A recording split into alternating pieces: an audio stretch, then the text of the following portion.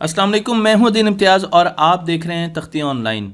आज हम चलते हैं बेबीलोन सिविलाइजेशन में 1894 बीसी, जब ये सिविलाइजेशन बहुत ज़्यादा तरक्की कर रही थी और नई इमारतें बना रही थी। इसके साथ साथ इस सिविलाइजेशन ने खेती बाड़ी की भी शुरुआत की। आप इस सिविलाइजेशन का नक्शा देख सकते हैं और देख सकते हैं कि ये सिविलाइजेशन कैसे दरियाए नील से होती हुई वस्ती एशिया तक पहुंच चुकी थी।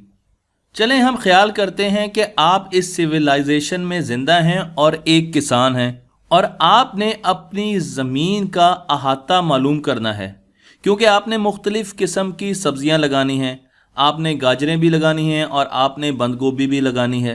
तो आप चाहते हैं कि आप अपनी ज़मीन पर कैलकुलेट कर सकें कि आप कितनी फसल बीज सकते हैं।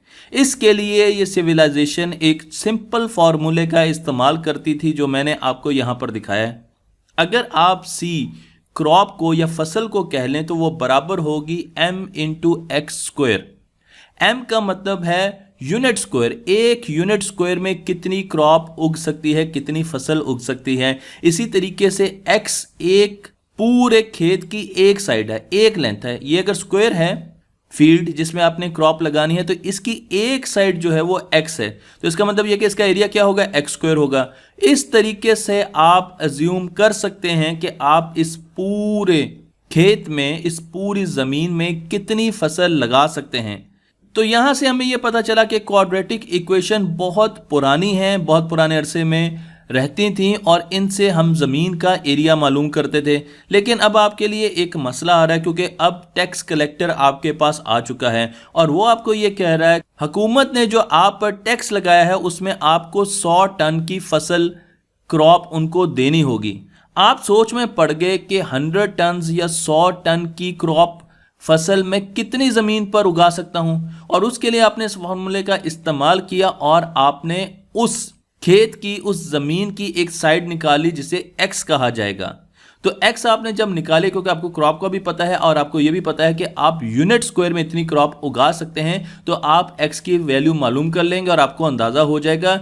अगर मैं एक ऐसा स्क्वायर लूँगा जिसकी एक साइड x के बराबर होगी तो उसमें मैं ये क्रॉप उगा सकता हूं जो मैंने हुकूमत को देनी है। लेकिन चीज़ें हमेशा इतनी आसान नहीं थी, कई मरतबा खेत की शक्ल मुख्तलिफ थी। मसलन आप इस ट्रायंगल को ले लीजिए, खेत की शक्ल अगर इतनी है तो इसमें कितनी क्रॉप उगेगी, और अगर आप एरिया कैलकुलेट करके इन दोनों ट्रायंगल्स का ऐड कर लें तो आपके पास जो इक्वेशन आएगी वो होगी c equal to a x square plus b x. कुछ याद आया? ये है हमारी क्वाड्रेटिक इक्वेशन, और क्वाड्रेटिक इक्वेशन के जरिए हम ज़मीन का एरिया मालूम करते हैं और इसका सलूशन निकालते हैं हम इस फार्मूले से जिसे क्वाड्रेटिक फार्मूला कहा जाता है, जिससे हम x यानी ज़मीन की एक साइड की लेंथ निकाल सकते हैं। फिर आए यूनानी जो कि थ्योरेटिकल मैथमेटिक्स के मास्टर थे और उन्होंने क्वाड्रेटिक इक्वेशंस को एक और लेवल दिया। यूनानियों ने कोन पर बहुत ज़्यादा रिसर्च की। मैं यहाँ पर आपको मुख्तलिफ़ किस्म की कोन्स दिखा रहा हूँ और उन्होंने हमें बताया कि अगर हम किसी भी कोन को मुख्तलिफ़ एंगल से, मुख्तलिफ़ तरीक़ों से काटें तो हमारे पास मुख्तलिफ़ किस्म की क्वाड्रेटिक शक्लें मिलेंगी। मसलन अगर आप इस कोन को एक पेपर लेकर, एक छुरी लेकर हॉरिजेंटली काटें तो आपके पास सर्कल आएगा। अगर आप शक्ल देखें तो सर्कल में काट रहे हैं। अगर आप टेढ़ा कर दें तो आपके पास एक और शक्ल आएगी जिसे इलिप्स कहा जाता है, और अगर आप इस तरीके से काटें तो आपके पास पैराबोला आएगा, और अगर आप बिल्कुल वर्टिकली काटें तो आपके पास एक हाइपरबोला आएगा। मैं आपको यही शक्लें यहाँ पर दिखा रहा हूँ। अगर आप इस तरीके से इसको क्रॉस सेक्शन को काटेंगे तो आपके पास सर्कल आएगा, अगर इस तरीके से काटेंगे तो एलिप्स आएगा, एलिप्स की शक्ल आएगी, पैराबोला आएगा, फिर हाइपरबोला आएगा। और ये जो तमाम शक्लें हैं इनको जिन इक्वेशन से हम बयान कर सकते हैं वो तमाम इक्वेशनें क्वाड्रेटिक इक्वेशंस हैं, क्योंकि अगर आप देखें तो इसमें x की पावर 2 आ रही है, y की पावर भी 2 आ रही है, तो सर्कल की इक्वेशन एक क्वाड्रेटिक इक्वेशन है। इसी तरीके से पैराबोला की इक्वेशन में x की पावर 2 आ रही है।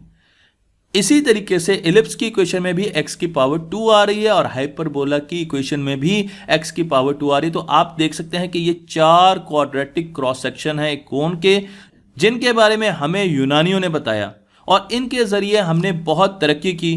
कुछ अर्से पहले इंग्लैंड के एक रेडियो स्टेशन पर इस बहस का आगाज़ हुआ कि क्या क्वाड्रेटिक इक्वेशंस की हमें ज़रूरत है। क्वाड्रेटिक इक्वेशंस तो बहुत ज़्यादा मुश्किल हैं, तो क्या बच्चों को वाकई इनको करना चाहिए, उनको इनकी समझ होनी चाहिए। इस बहस की वजह से दो साइंसदानों ने सोचा कि वो इन क्वाड्रेटिक इक्वेशंस को बहुत आसान करके बताएंगे, और उन्होंने एक आर्टिकल लिखा जिस पर मैं आपको ये वीडियो बनाकर दे रहा हूं। इस आर्टिकल का लिंक आपको नीचे डिस्क्रिप्शन में मिल जाएगा। तो इस वक्त आप जो वीडियो देख रहे हैं ये क्रिस बर्ड के उस आर्टिकल से बनाई गई है जो कि उन्होंने शाया किया, और इसका लिंक मैंने डिस्क्रिप्शन में दे दिया है। मैं आपको लेके चलूंगा अल-ख्वारिज़मी की तरफ, जो कि अलजबरा के बानी है। उन्होंने सबसे पहले अलजबरा की बुनियाद रखी, और उसके बाद आए नासिर अल दीन तूसी। 1201 की बात है, जिन्होंने हमें बताया कि ऑर्बिट हमेशा सर्कुलर होते हैं। उनका यह ख्याल था कि सूरज के गिर्द जब चीज़ें मूव करती हैं तो वो सर्कुलर पाथ में मूव करती हैं। और अगर आप ये कहें कि ये काम कपर्निकस ने किया, तो मैं आपको दोनों तस्वीरें दिखा रहा हूँ। नासिरुद्दीन पहले आए और उनका काम बिल्कुल हूबहू कॉपी किया कपर्निकस ने, और उन्होंने अपनी किताब में इनका नाम भी लिखा। तो कपर्निकस का कहना कि तमाम प्लैनेट सर्कुलर ऑर्बिट्स में मूव करते हैं, नासिर अल दीन तूसी का ही काम है। और यहां पर हमें सर्कल्स नजर आ रही, क्वाड्रेटिक इक्वेशन नजर आ रही हैं। उसके बाद आए जोहानिस केपलर, जिन्होंने हमें कहा कि सूरज के गिर्द जितने भी सारे मूव करते हैं उनका पाथ एलिप्टिकल होता है, वो सर्कुलर नहीं होता, एलिप्टिकल होता है। एक और क्वाड्रेटिक शक्ल हमें नजर आई। और आज हम ये जानते हैं कि कुछ ऐसे एस्ट्रॉइड्स भी हैं जो सूरज के गिर्द हाइपरबोलिक ट्रेजेक्ट्री में चक्कर लगाते हैं। तो हमारे पास एलिप्टिकल पाथ भी आगे, पैराबोलिक पाथ भी आते हैं, मुख्तलिफ एस्ट्रॉइड्स के हाइपरबोलिक पाथ भी आते हैं, और सर्कल में तो हम समझते थे कि हमारे प्लैनेट्स मूव करते हैं। तो तमाम सोलर सिस्टम को इन शक्लों से बताया जा सकता है। उसके बाद हमारे पास गैलीलियो है, जो कि बहुत मशहूर साइंसदान थे, और उन्होंने रिसर्च की कि एक्सेलरेशन का क्वाड्रेटिक इक्वेशन के साथ गहरा ताल्लुक है। उन्होंने ये देखा कि एक्सेलरेशन को क्वाड्रेटिक इक्वेशंस के साथ बयान किया जा सकता है। मसलन आप आंख खोलें, आपकी आंख बंद थी, जैसे ही आपने आंख खोली तो एक कार इनिशियल वेलोसिटी u के साथ मूव कर रही है, और जब आपने दोबारा आंख बंद की तो उसकी वेलोसिटी बढ़ते बढ़ते v हो गई। अब आप कैसे अंदाजा लगा सकते हैं कि उसने कितना डिस्टेंस मूव किया? उसके लिए एक सिंपल इक्वेशन है, s = ut + ½ at²। तो आप अंदाजा लगा सकते हैं कि उसने कितना डिस्टेंस ट्रेवल किया। आप ये भी अंदाजा लगा सकते हैं कि उसने कितने टाइम में ये डिस्टेंस ट्रेवल किया। याद रखें कि ये एक क्वाड्रेटिक इक्वेशन है, और अगर आपने t की वैल्यू निकालनी है तो आपको क्वाड्रेटिक इक्वेशन के सोल्यूशंस आने चाहिए। इसी तरीके से जब हम प्रोजेक्टाइल मोशन की बात करते हैं तो उसको डिफाइन करने के लिए भी क्वाड्रेटिक इक्वेशंस की जरूरत पड़ती है। मैं आपको यहां पर नासा की स्लाइड दिखा रहा हूं, जिसमें हमारे पास जहाज के मोशन के लिए मुख्तलिफ इक्वेशंस की मदद ली जा रही है, और इसमें आपको न्यूटन का सेकंड लॉ नजर आ रहा है, जो कि एक क्वाड्रेटिक इक्वेशन पर मुश्तमिल है, जो कि मैं आपको पहले बता चुका हूं। न्यूटन ने फॉर्मली इसको डिराइव किया था, जबकि गैलीलियो ने इसका आइडिया दिया था। इसी तरीके से जब आप किसी रॉकेट की ट्रेजेक्ट्री को देखते हैं तो वो भी क्वाड्रेटिक इक्वेशन के साथ बताया जा सकता है। अगर एक तोप गोला फेंकती है और वो प्रोजेक्टाइल मोशन लेते हुए नीचे आता है, तो उसको बताने के लिए जो बैलिस्टिक फ्लाइट इक्वेशन होती है वो भी एक क्वाड्रेटिक इक्वेशन होती है। आप t⁻² देख सकते हैं।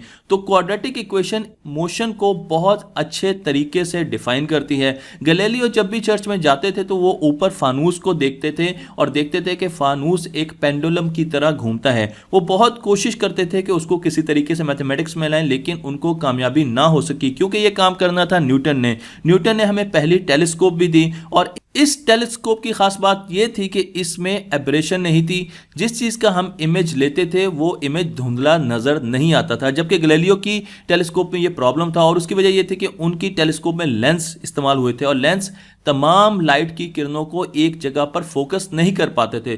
तो फोकस ना करने की वजह से हमें एब्रेशन नज़र आती थी। न्यूटन ने इस चीज़ को इम्प्रूव किया, अपने डिज़ाइन को इम्प्रूव किया, और उन्होंने पैराबोलिक मिरर्स का इस्तेमाल किया है, जिसे आज हम कनकेव मिरर कहते हैं। और इसके जरिए उन्होंने लाइट को फोकस किया एक पॉइंट पर और हमें एब्रेशन का खात्मा करके दिखाया। पैराबोला एक क्वाड्रेटिक शक्ल है जिसने हमें टेलीस्कोप में मदद दी। न्यूटन ने कैलकुलस की इजाद की, उन्होंने डेरिवेटिव बनाए, लिबनीज ने इंटीग्रल्स बनाए, और इस तरीके से हम डिफरेंशियल इक्वेशंस तक पहुंचे। डिफरेंशियल इक्वेशन किसी भी सिस्टम को बयान करती हैं, तो किसी भी सिस्टम को अगर आपने बयान करना है मैथमेटिक्स में तो आपको डिफरेंशियल इक्वेशन की ज़रूरत पड़ने वाली है। मसलन हम एग्जाम्पल लेते हैं उसी पेंडुलम की जिसको गैलीलियो बयान ना कर सके मैथमेटिक्स की फॉर्म में, लेकिन न्यूटन ने इसकी सेकंड ऑर्डर डिफरेंशियल इक्वेशन निकाल के दिखाई। अगर आप किसी भी पॉइंट पर पेंडुलम का जो डिस्टेंस है, पोजीशन है x, उसको ले लें तो हमारे पास जो वेलोसिटी है वो dx/dt आएगी और एक्सेलरेशन उसका सेकंड डेरिवेटिव होगी। तो इस तरीके से सेकंड ऑर्डर डिफरेंशियल इक्वेशंस हमने पेंडुलम को डिफाइन करने के लिए इस्तेमाल की, लेकिन इनको हमने सॉल्व कैसे करना है उसके लिए इस डिफरेंशियल इक्वेशन को क्वाड्रेटिक इक्वेशन में लाना पड़ेगा और उसके लिए हमें एक फॉर्मूला दिया है आयलर ने। आयलर एक बहुत बड़े मैथमेटिशियन थे। अगर आप x जो कि t का फंक्शन है उसको इक्वेट कर दें e⁻ से, ये एक स्टैंडर्ड तरीका है। तो आपकी जो इक्वेशन है आप इसका फर्स्ट डेरिवेटिव ले, सेकंड डेरिवेटिव ले और पिछली जो डिफरेंशियल इक्वेशन उसमें डाल दें तो आपके पास एक सेकंड ऑर्डर क्वाड्रेटिक इक्वेशन आ जाएगी। अब इस क्वाड्रेटिक इक्वेशन को, जो कि आपने डिफरेंशियल इक्वेशन को कन्वर्ट कर लिया है क्वाड्रेटिक इक्वेशन में, इसको सॉल्व करना बहुत आसान है। हम क्वाड्रेटिक फार्मूला लगाते हैं और उसके बाद हमारे पास इसकी रूट्स आएंगी। b² > 4ac। आप a की वैल्यू भी जानते हैं, c की वैल्यू भी जानते हैं और b की वैल्यू भी जानते हैं, तो आप इनको कैलकुलेट कर सकते हैं। अगर ये स्टेटमेंट ट्रू है तो इसका मतलब यह है कि जो क्वाड्रेटिक इक्वेशन आपके सामने है इसकी दो रियल सॉल्यूशंस होंगे और इसको अगर आप प्लॉट करें तो आपके पास इस किस्म की शक्ल आएगी।